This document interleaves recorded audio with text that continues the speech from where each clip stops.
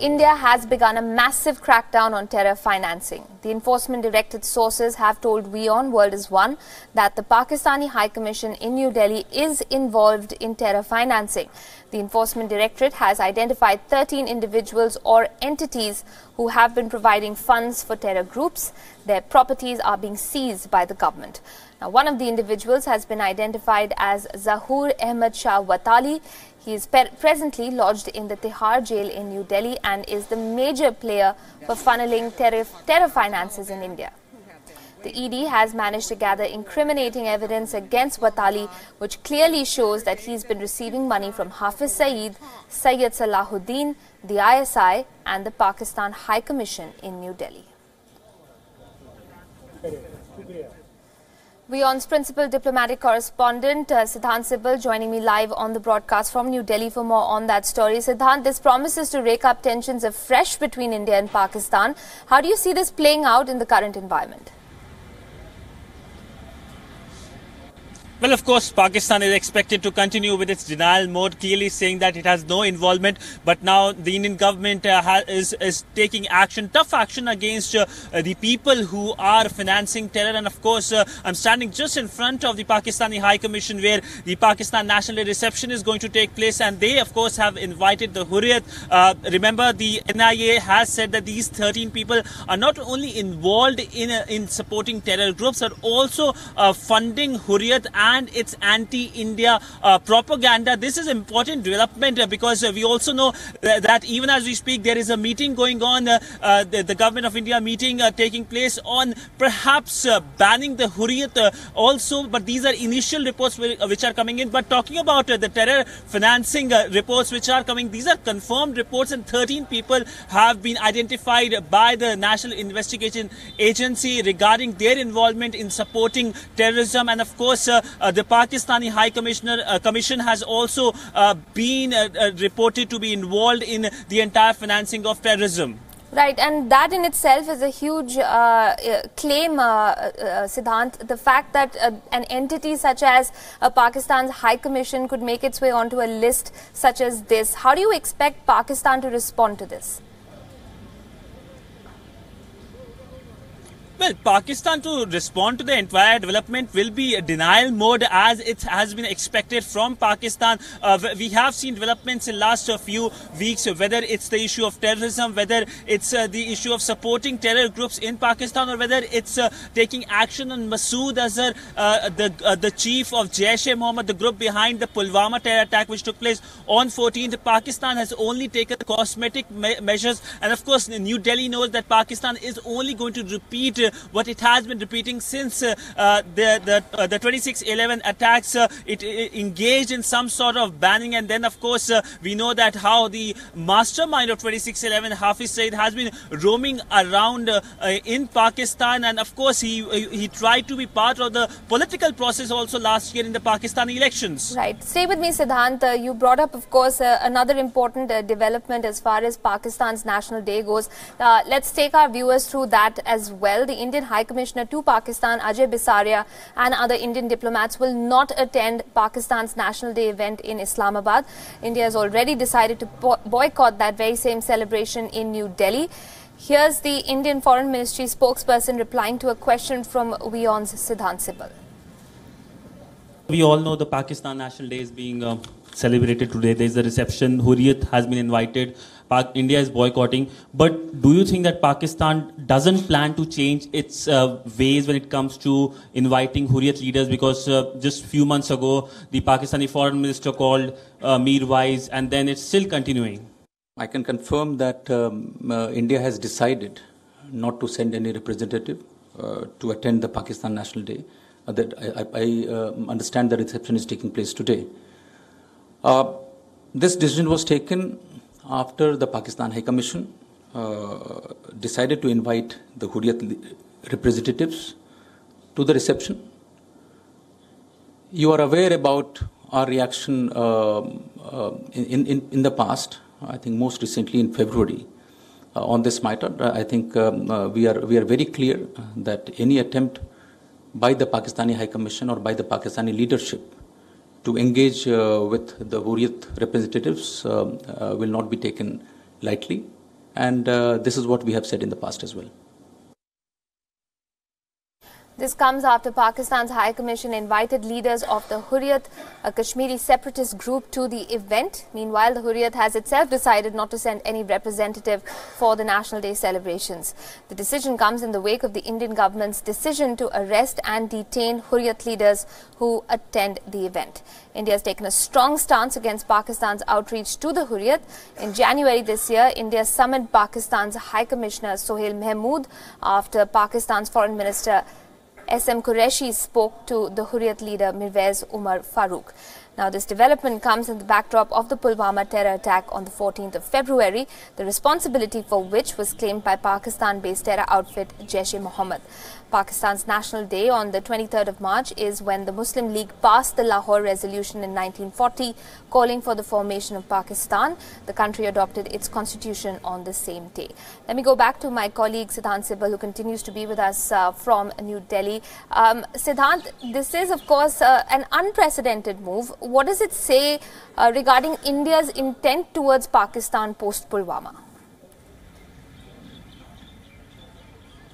Well, it's a strong move and sends a strong message to Islamabad that any kind of engagement with Hurriyat will not be liked by New Delhi. But of course, I'm standing in front of the Pakistani High Commission right now, and in the next 45 minutes, the reception will start, but it will be a dim affair. This time we know that there is heightened security and there is heavy police presence outside the Pakistani High Commission, and all those guests who will be going, they will be vetted. The security will be vetting them, and their names will be kept on the list for further keep in future. But we also know that India has officially made it clear that it's going to boycott all Pakistan National Day events, whether they are here in New Delhi at the Pakistani High Commission or whether they are in Islamabad tomorrow when Pakistan marks its National Day. The Indian High Commissioner Ajay Bisaria and other diplomats will not be participating in any kind of celebrations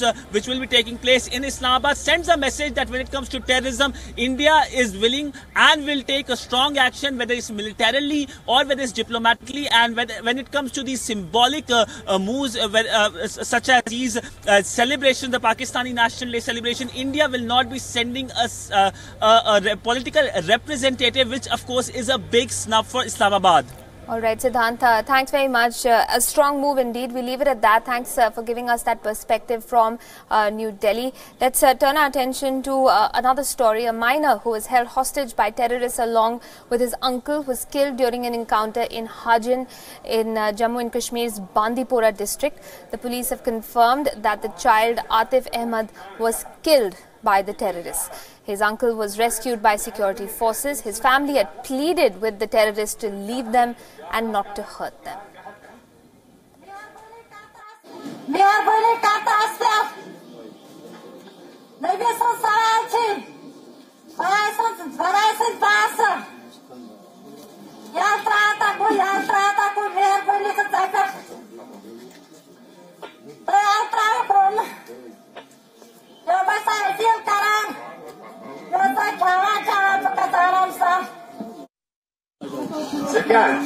अगर वाहन से जहाँ ये मत गाँव जहाँ ये गई जहाँ अगर सिर्फ मेहरबानी के इंसान है याला बात से जहाँ का या जहाँ का सुच अच्छा वाला मैं यंत्रा पास में भी याला भी.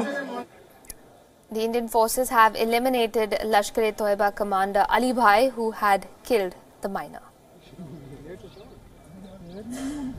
The minor boy was being held hostage by the Ali, so he didn't allow boy to get out, boy to be get released, and he basically killed the boy before our team stormed the building.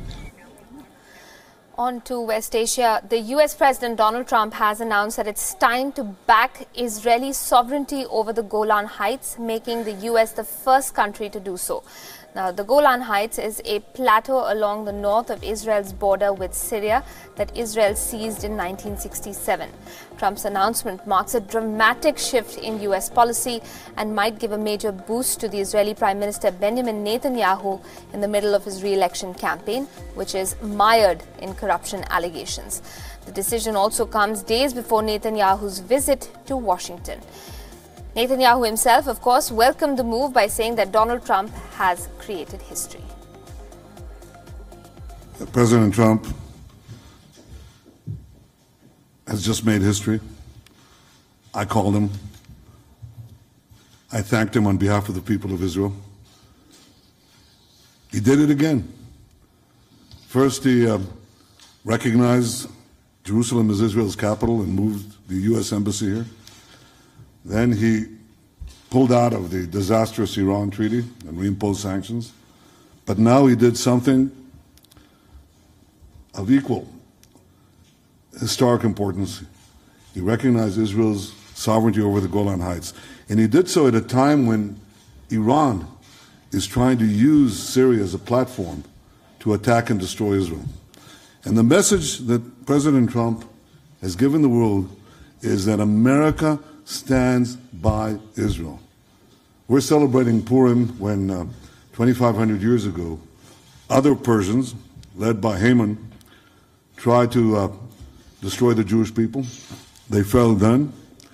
And today, 2,500 years later, again, Persians led by Khomeini are trying to destroy the Jewish people and the Jewish state. They're going to fail again. We are deeply grateful for the U.S. support. We're deeply grateful for the unbelievable and unmatchable support for our security and our right to defend ourselves, and everything that you do on behalf of Israel and for the state of Israel in so many forms. But the latest position taken by the U.S. is controversial because Israel's annexation of Golan Heights is not recognized by the international community. Trump's move greatly compromises a couple of standing international laws, such as the UN Security Council Resolution 242 or the Land for Peace Resolution, which has been in place since the end of the Six-Day War in 1967. The resolution affirms that regional countries cannot take land from others. The U.S.'s latest move also undermines the UNSC Resolution 497 that notes that acquisition of territory by force is inadmissible. But Trump's decision might boost Netanyahu's chances of a victory in a really tough election on the 9th of April. He may probably be indicted on corruption charges by Israel's Attorney General, but the latest shift in the policy stance of the U.S. is also being seen as Trump coming to the rescue of his friend. Trump's already been called out by Syria and Turkey. Damascus condemned the U.S. move. Syria vowed to use all available means to recover Golan Heights. Turkey's President Recep Tayyip Erdogan criticized the move as well. He said that Trump's decision to recognize Israel's sovereignty over Golan Heights has brought the region to the edge of a new crisis. Son olarak dün Amerika Başkanı Trump'ın Golan Tepeleri ile ilgili talihsiz açıklaması bölgeyi yeni bir krizin, yeni bir gerilimin eşiğine getirmiştir. Türkiye'nin ve İslam İşbirliği Teşkilatı'nın böyle hassas bir meselede sessiz kalması, emrivakilere boyun eğmesi düşünülemez. Golan Tepelerinin işgalinin meşrulaştırılmasına asla izin veremeyiz. Meanwhile, Syria's ally Russia has said that U.S. recognition of Golan Heights would go against the U.S. or rather the United Nations stance on the issue. Сама по себе такая идея никоим образом не способствует целям и задачам ближневосточного урегулирования, скорее наоборот. И в данном случае, конечно, пока это только некий призыв, будем надеяться, что призывом это и останется. WION's West Asia Bureau Chief Daniele Pagani joins us on the broadcast from Amman for more. Daniele, good evening. For Netanyahu, is this a possibility for him to reap this for electoral gains in the upcoming elections? He's mired in all kinds of controversy right now.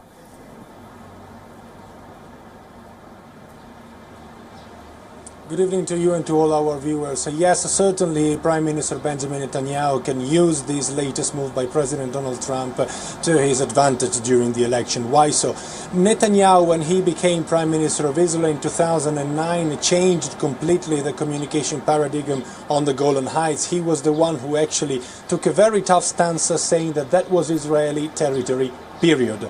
Negotiations with Russia and within the international community stopped under Netanyahu, and Russia said that they did not have any interlocutor in Israel to talk about the Golan Heights.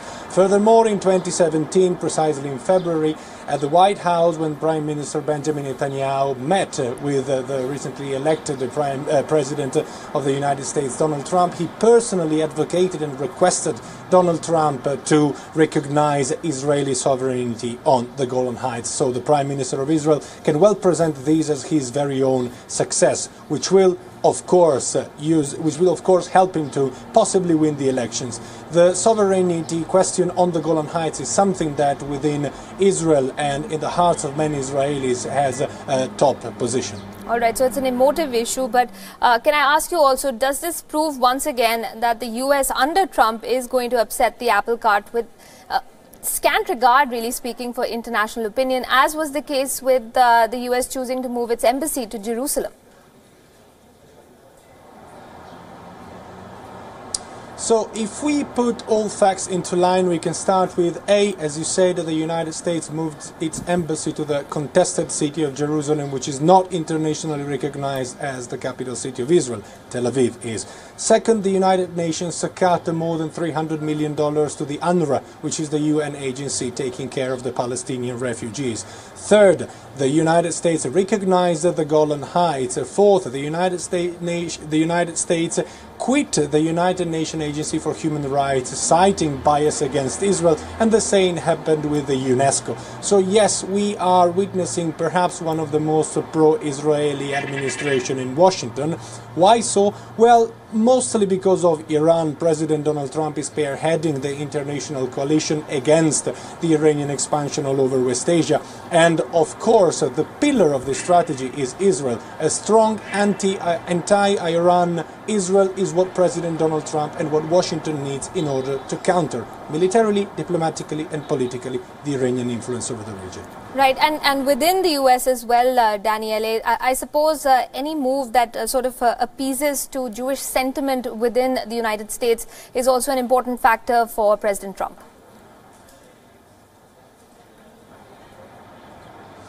Definitely yes. As we all know, the Israeli lobby within the United States and within the Congress is very powerful, both in the Republican and in the Democratic Party, in terms of funds and in terms specifically of protection of United States interests all across West Asia. The history of Israel goes hand in hand with the history of the United States, at least I'm talking post-Second World War. Having the Jewish lobby backing him and backing all the choices that he makes is fundamental for Trump if he wants to keep the Americans protected here in West Asia, the American interest, the American military interest protected here in West Asia. Daniele Pagani, thanks very much for breaking that down for us. Appreciate it. We'll move on for now to Bengaluru in the south of India. In news coming in, the Indian ride-hailing company Ola has been banned in the southern Indian state of Karnataka. The Transport Department suspended the company's license. The step was taken after Ola started a bike taxi service without approval from the Transport Department. Ola failed to reply to the notices issued in this regard. A few Ola bike taxis have also been seized by the government. So that's the story coming in as far as the ride-sharing or ride-hailing app goes. Ola, remember, is an Indian company and uses taxis all across the country. Now we're hearing of how the company's license has been suspended in the state of Karnataka for its choice of plying motorcycles on the road. Let me go across to Nishrita Virendra, our correspondent in Bengaluru, for more on this story. Nishrita, fill in the gaps for us. What exactly does this mean in the next 6 months for both commuters and, of course, the company itself? Well, Bengaluru, as we know, is infamous for its traffic snarls, and slowly and steadily you had these bike taxis that were released by Rapido as well as Ola that were gaining popularity.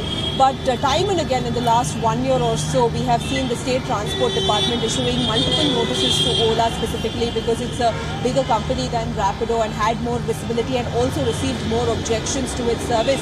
It had issued notices questioning why it was still running bike taxis when there was no policy in place in Karnataka that allowed these bike taxis. None of these bike riders were verified. None of their vehicles were registered as commercial vehicles that were allowed to pick up and drop customers. And despite, in fact, close to 260 bikes have also been impounded that belong to Ola because of complaints that were received by cab drivers associations.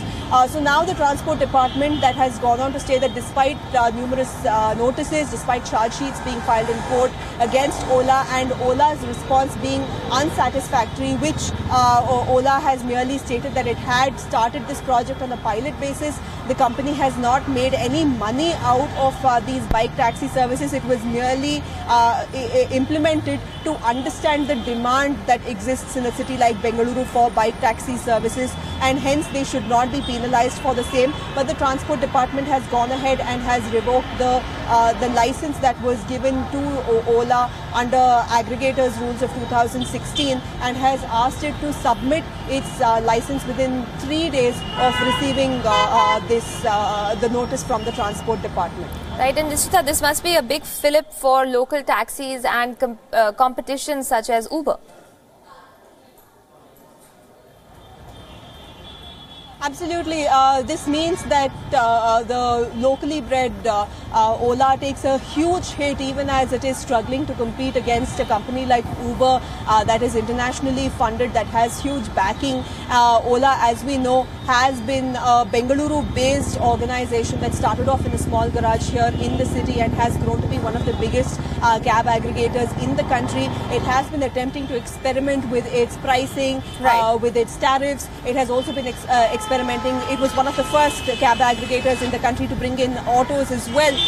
But this is a huge hit because Bengaluru is one of its biggest markets for Ola, and being its home ground, the Karnataka Transport Department taking the strict action of banning it will definitely be a huge hit for the company. Nishita Virendra, thanks very much for bringing us that story from Bengaluru. I'm going to move on to a breaking update that's coming in right now from New Delhi. The Indian government has decided to ban the Yasin Malik-led JKLF under the anti-terror law. So this is the latest in India's crackdown on terrorism and its crackdown on supporters of separatist movements within Jammu and Kashmir. This is a big piece of news coming in from the state. Yasin Malik's JKLF has been banned by the Indian government under the anti-terror law.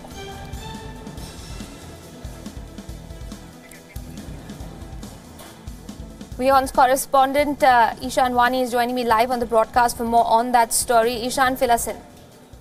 Well, this is an interesting move by the government, given the fact that the Jammu Kashmir Liberation Front had decided that they will not use a path of, terror in the Jammu and Kashmir, given the fact that JKLF was involved in several killings in the Kashmir Valley. Then its leader, which was led by Yasin Malik in 1995, decided that there will be a unilateral ceasefire with the Indian government, and that is when he started a different kind of a move and started visiting the Pakistan, where he sometimes met Sayyid Salahuddin, which was again something which was not liked by the Indian government. But this move is part of the larger crackdown that the Indian government is doing on these organizations in the Kashmir Valley, as we have been reporting in the past as well.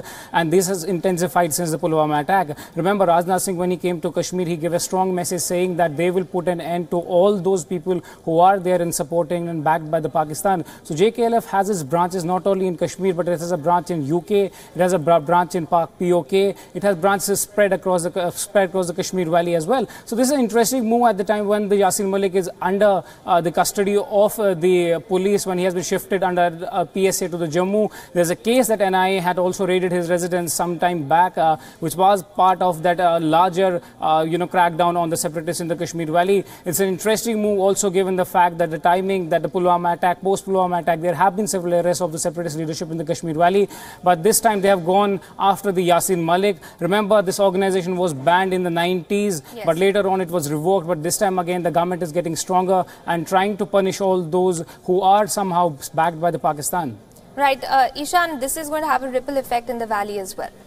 Well, absolutely. There is already a deployment of security forces. Our sources had told us then when around 10,000 troops were deployed in the Kashmir Valley, which includes BSF, CISF and other security force personnel were deployed in the Kashmir Valley. But that was said that this is a part of a larger exercise to conduct the elections. We saw that there were no assembly elections, but at the same time, sources were indicating that these sort of bans will be implemented, that you saw how the Jamaat was banned. So there were fear that there could be implications on the ground, given the fact that there may be violence in the Kashmir Valley. That is why there is an additional deployment of forces. We'll have to wait and watch what will be their reaction on the ground in the Kashmir Valley. But forces are prepared, and that is why there has been an additional deployment of around 10,000 security forces in the Kashmir Valley in the past. Ishan Vani, thanks very much for bringing us up to speed on that development. This is a developing story. We'll get our viewers more inputs as and when they come in.